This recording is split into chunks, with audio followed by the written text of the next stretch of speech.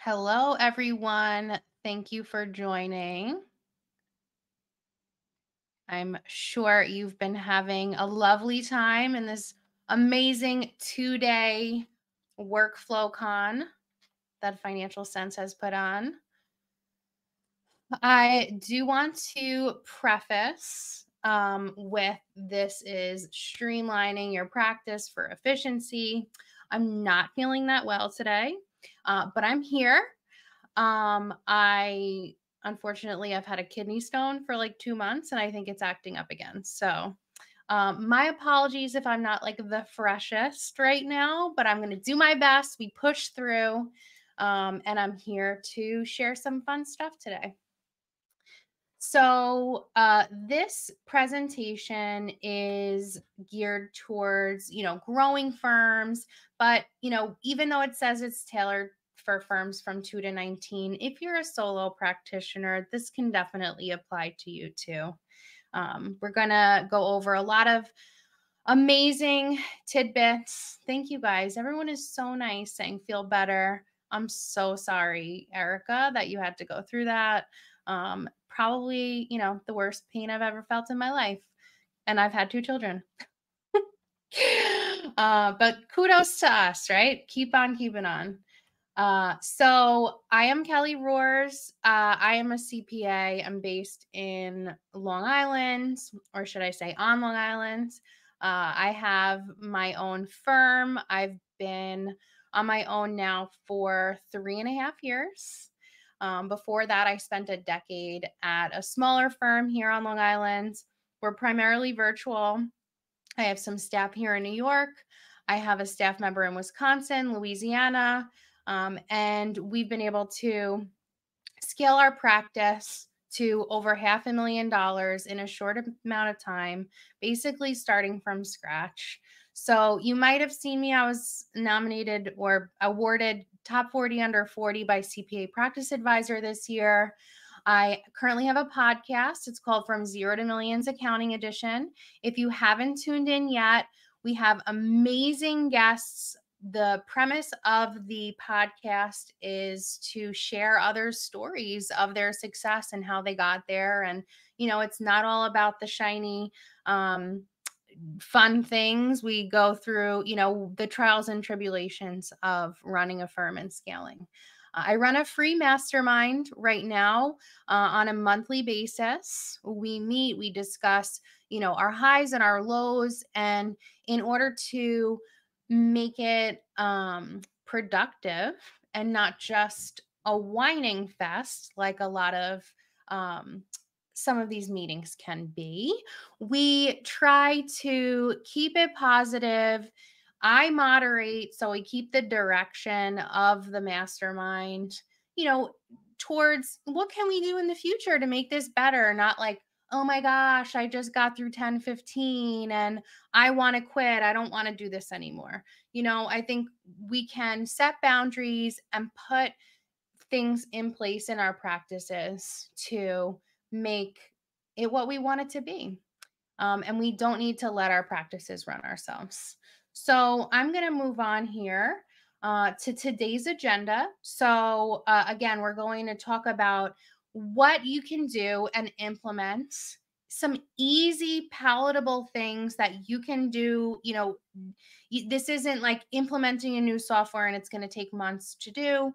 There are certain things that you can implement now that can greatly affect your tax season or your accounting season moving forward.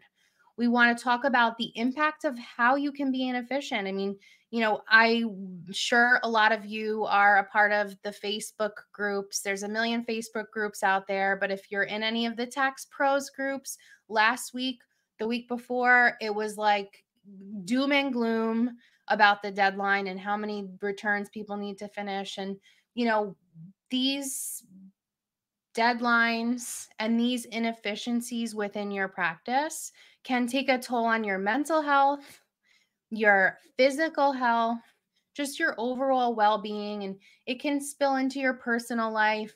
It can make clients aggravated. It could make you lose money.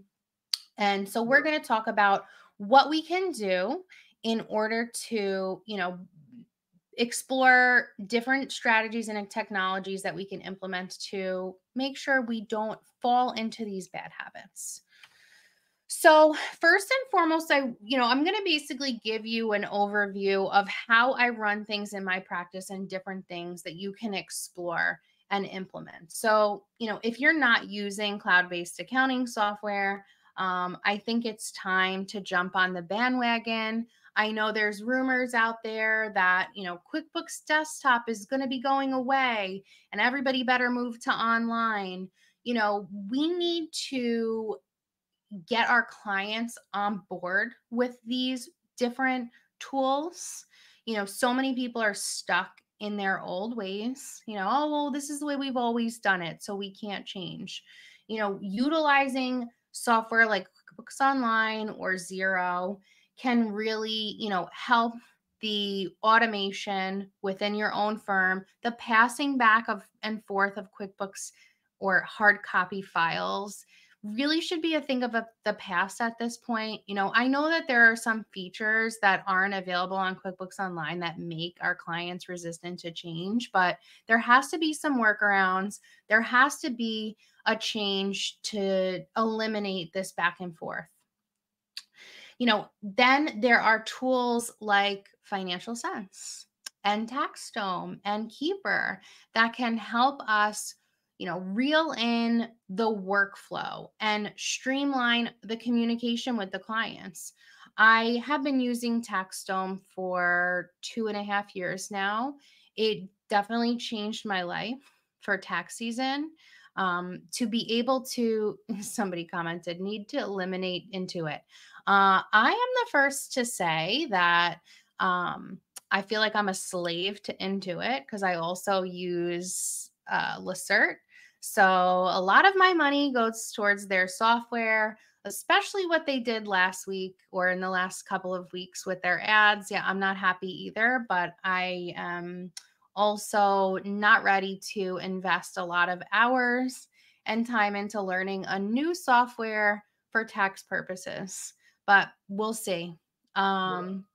So the TaxDome and Financial Sense are a great way to streamline the communication with clients, a portal. It can eliminate so many extras, right? I think that people have overwhelm with adding all of these subscriptions into their tech stack.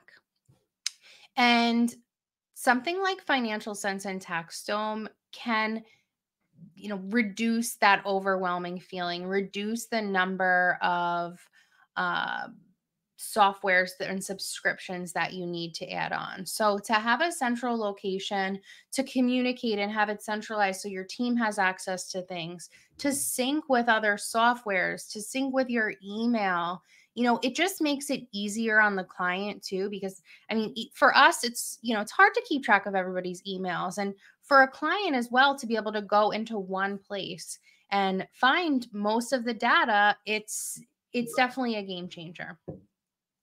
So another software, TaxDome is hard to implement. Some of these portals can take a while to get everybody used to utilizing the software. And by a while, it's probably like a 3 to 6 month journey. I wouldn't recommend taking on a brand new big software before tax season.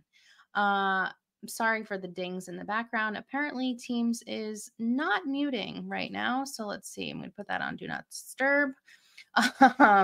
So, I wouldn't recommend trying to implement a new project management software like that's super robust before tax season. I'm going to open up this Diet Coke because your girl needs some caffeine.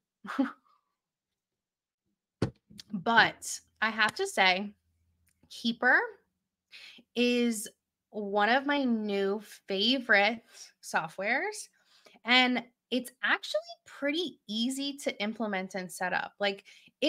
You could probably get everything up and running within a month. And the beauty of software like this is being able to connect it to your existing clients, whether you're using Zero or using the devil's software. Sorry, Intuit. We've got a lot of haters on here, and I'm one too. Uh, I like to keep it positive though. Um, so Keeper, it is so much more than a portal or a place to communicate with clients. It syncs up with your data. It allows you to streamline the financial statement process. It has a beautiful, beautiful product. The financial statements are pretty. You don't have to spend that time like exporting PDFs, sending them to clients. Like a click of a button will get you their data. But beyond that, it actually decreases, error because there are so many notifications and different areas in Keeper that say like, "Hey, look at, you." I will answer these questions as they come along. Um, and I'm seeing somebody said that they're only familiar with Keeper, the password company. So this is a different software and it's really for accounting management. And again, it syncs up with your accounting software. It's a price per client. So it's $10 per client per month. And when I tell you, it has definitely saved so much time for our staff members. Thank you everybody for dropping the website in the comments. I do want to say there's another Keeper software that has come out in the last month or two, and it's for tax purposes. And I'm not sure, you might have gotten an email about it. They're not associated. I don't know why somebody would come out with the same exact name as an existing accounting software, but just beware of that. It is for accounting. Again, it will tell me things like, hey, you've categorized half of your transactions for this vendor in office supplies and the other half in computer. Like, is that accurate? And things like that can really help your review process. It also has an ability to send uncategorized transactions directly to the client, and your client can put notes next to it so you can, allocate things the right way. That's like one of the hardest things is to get information from the client, right? It's like, oh, well, we're waiting on this list. And how are you sending that list? Are you sending it an email? Are you exporting an Excel file, a PDF? How are they getting it back to you? Then how much time does it take for you to go back into the file, put the information in, reprint the financials?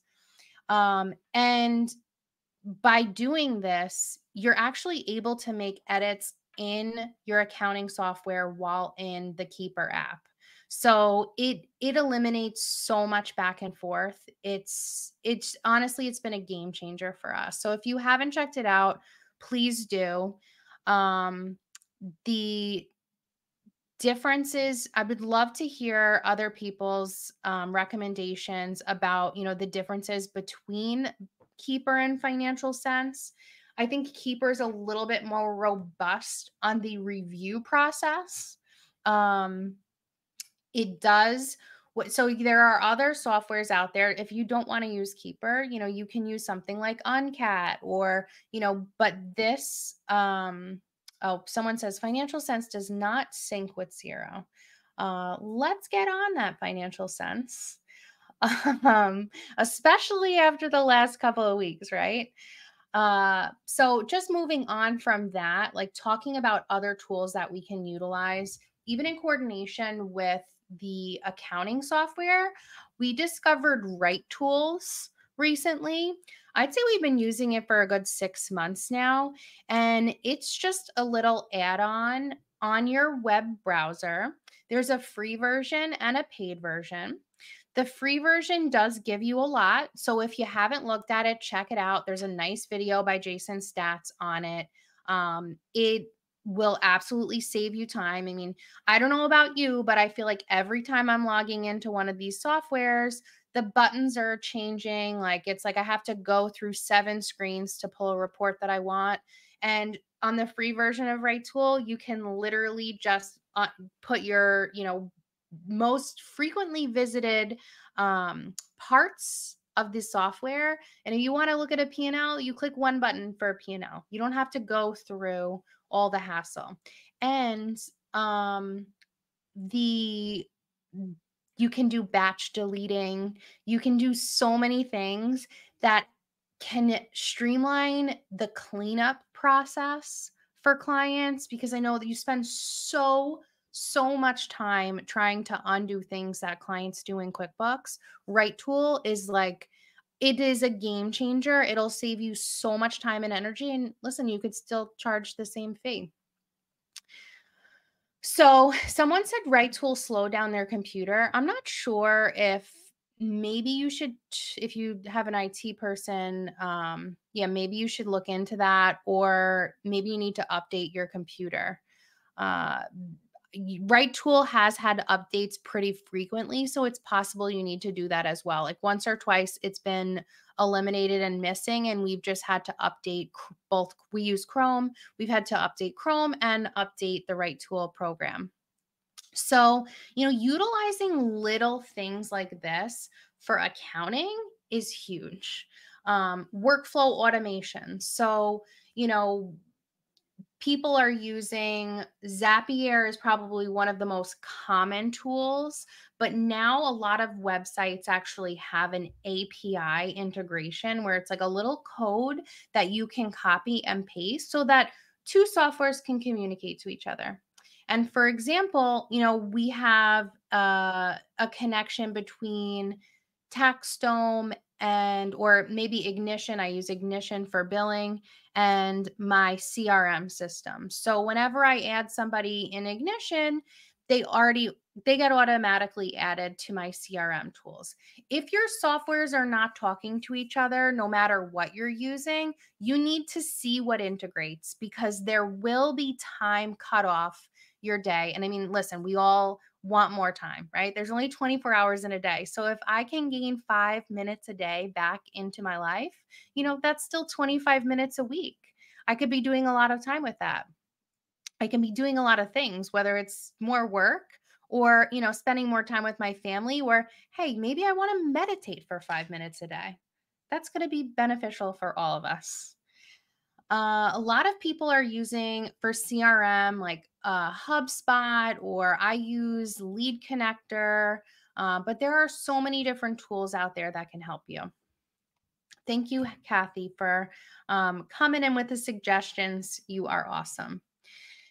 Other tools, I know AI is scary for people, but we can use it very simply.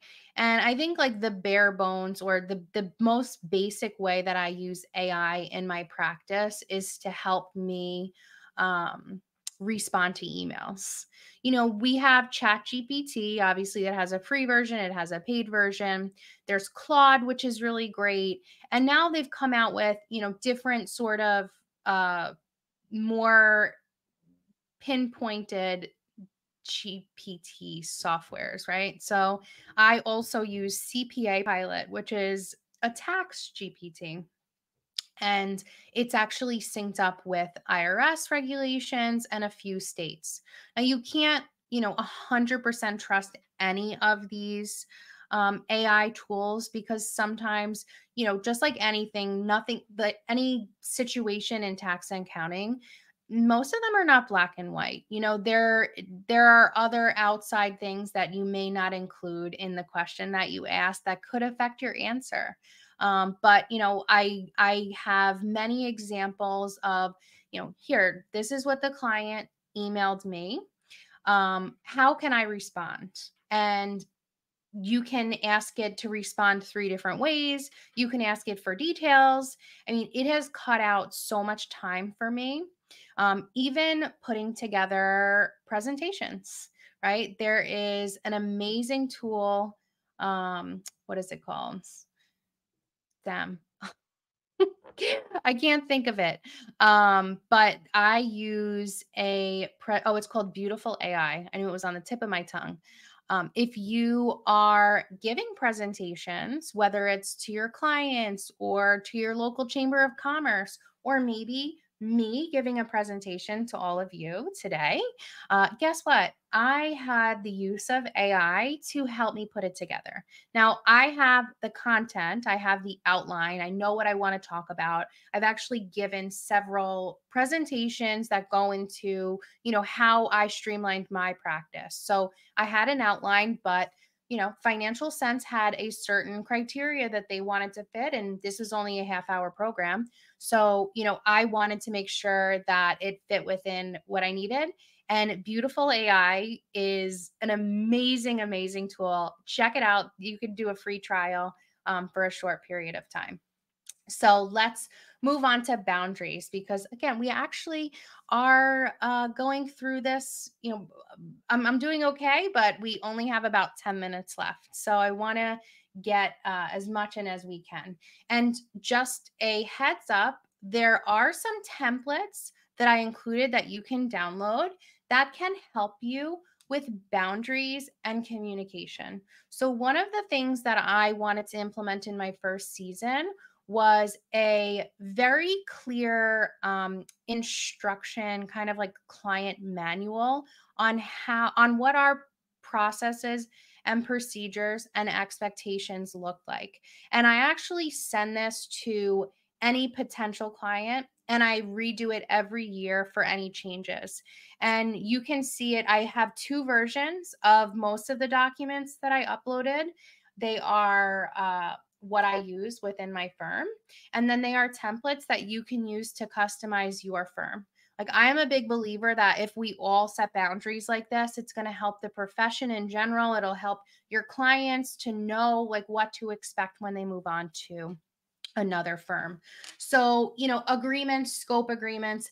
Obviously, this is a big topic of conversation in our industry. A lot of people go out of scope with what they're doing, but it is really important to assess the scope of what the original agreement is with your client and make sure, you assess it on a regular basis because if something comes up, you don't say, hey, you know what, I'm going to do this one time. I'm just going to do this workers' comp audit because I feel, bad, or whatever the case is. Like, you need to make sure that you aren't performing services outside of what the original agreement was, because then you build up resentment and you're not getting paid.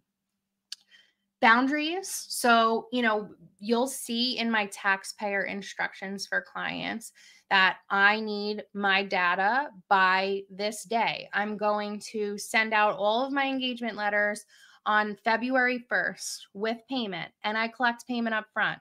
Like, this is not just for new clients, or just I'm not calling out certain clients who are bad payers.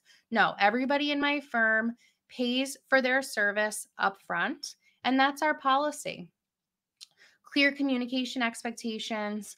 I write in there, we communicate and will respond within a 24 to 48-hour window. That doesn't include weekends. So just setting that expectation in writing can allow you to go back to it if people ever have a problem. Do I take 24 to 48 hours to respond to clients? Honestly, most of the time, no, but it gives me the availability to pause on something if it's more in-depth question or issue or whatever the case is. Notifications, being proactive with notifying clients of certain things. You can do this through some softwares like Financial Sense or TaxDome, or like I have a monthly newsletter. I let my clients know what deadlines are coming up. I don't have individual emails, going out to every single person who has an estimate. It's automated, it's to every client. And these are really small things that can have a huge impact on your firm and the respect that you can gain from your clients, because a lot of people aren't doing this. So many firms are flying by the seat of their pants, especially like with their onboarding process or with new clients. They don't lay the groundwork for their policies and procedures ahead of time. So stay ahead of that, implement something like that. Documenting processes. So, in terms of note taking and internal workflows, like there's a couple different things we could talk about here. For internal purposes, We use um, standard operating procedures that we put down in Excel or in Keeper or TaxStone.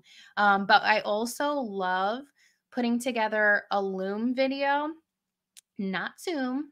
It is Loom, Loom. I love to record a workflow or, a repetitive task for internal purposes and also for clients. So if we're walking through and, the client has a question about what they should do in QuickBooks, like how to write a check in QuickBooks, we can send them a video on that.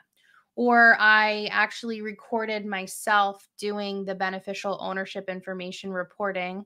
We've decided not to do that as a firm, but I offered clients a PDF instruction list and a Loom video. If they don't feel comfortable doing it themselves, then I referred them over to a corporate filing company that's doing it for a starting price of $150.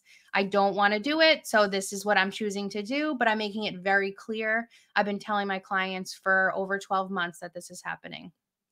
I am definitely willing to share the PDF or the Loom for the business information, beneficial ownership information reporting. Diane, if you want to send me an email, it's kelly@krohrscpa.com. Anybody, if they would like it, I got the instructions from somebody else in a Facebook group, so I'm happy to share.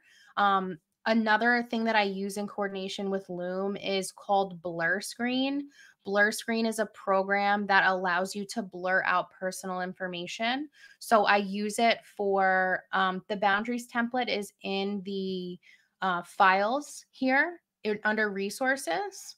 You can see we have one that's just a template, and then we have one that is my firm's for 2023 tax returns. So you can see, how tight of a ship we run. So yeah, I'm happy to share that. Again, Blur Screen is also a really cool program that is $20 a year, $25 a year, and it allows you to blur out things on your screen. So that's how I recorded the beneficial ownership information video. I also record tax return reviews for my clients. I've eliminated a lot of my meetings. I rarely meet with people during tax season, which is crazy because I feel like now and throughout the rest of the year, I am always having meetings with clients and referral sources. And tax season is actually a time where I can put my head down and work. And I record like a 3 to 5 minute video tax return review of Blur Innes. If I didn't say your name right, I'm sorry. I'm the worst with that. I use Blur Screen. That's the name. It's BLUR Screen. And I think it's $25 for the year. So, yeah, I think that has really helped me streamline my practice for tax season, like insanely. And the clients love it. The clients love Loom videos because you can watch it on your own time and you can watch it over and over again. I mean, how many times are you meeting with people or showing somebody something and you don't have their full attention? It's like this, they can watch it over again, share it with their spouse, it's just game changer. So optimizing, your internal processes, like definitely trying to standardize the services that you're providing, the workflows that you have, utilizing those softwares that we spoke about can really help you, just streamline your work processes, streamline the actual work that's being done. And clients like that repetition too. Then it'll allow you to provide higher level advisory services if you're interested in that. Making sure you have, those templates and standard operating procedures in one place so you have this knowledge base, or these templates that we do share them in folders in our portal so it's available to people at all times. Making sure you measure your efficiency. I mean, this is difficult, but we do want to make sure that you're reviewing your systems, reviewing how much time is spent on things. Listen, we don't bill on time. We also, we don't track time generally as a firm, but we all know approximately how much time we're spending on things. And it's important to look at it just to make sure, like, are we doing this as efficiently as possible? Is there something that we can change here? Is there a different way to book this? You need to be having these reflections on a regular basis. Delegating and outsourcing, I know we're kind of at the end here, but it is important to make sure when you are reviewing these processes, like, what can you take off your plate? Like, what can we eliminate, even in terms of, like, hey, if I can eliminate all these meetings and just do video recordings and send it over immediately, like, I'm going to send a ton of time, save a ton of time. Client communication, we talked about portal use, deadline reminders, automating communication with clients in these systems is a game changer. Virtual meetings, timely client responses. So, wrapping it up here, like, Rome is not built in a day. Okay. There are ways to make your business better, make your firm more efficient, that can be done basically in a few days. Don't feel like you need to be overwhelmed. Start with something small, start with something like Loom, maybe implementing Keeper. I didn't even get to talk about my new lead process, which is super streamlined and hands off. If anybody wants to check it out, you can go to my website and pretend that you're a client and see that you get a calendar link with instructions on what you need for a meeting, how to sign up for my portal. So I literally have all of the data from the client before our meeting to make everything as efficient as possible. Don't compare yourself to others, okay? Someone's always on the struggle bus. Everybody's got stuff going on. I mean, look at me. I showed up today, but I have a kidney stone. um, I am so happy that we were able to push through. People are